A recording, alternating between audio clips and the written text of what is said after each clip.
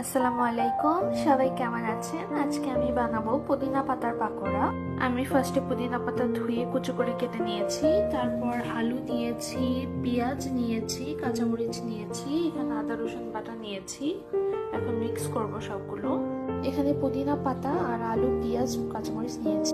এখানে আমরা হলুদ, আদা রসুন বাটা, হলুদ, মরিচ, ধনিয়া এবং বেসন আর একটু আটা দিয়েছি। আপনি চালের গুঁড়া দিতে পারেন, তাহলে অনেক ক্রিস্পি হবে। এখন আমরা মেখে নিব। আর লবণও দিয়েছি।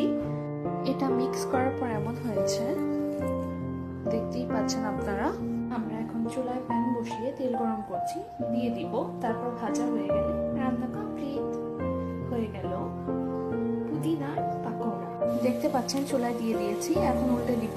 এখন আমরা উল্টে দিয়েছি। এটা আপনারা দেখতেই পাচ্ছেন কেমন হচ্ছে পাকোড়া ভাজাটা। আপনারা দেখতে পাচ্ছেন আমি এখনো ভাজছি।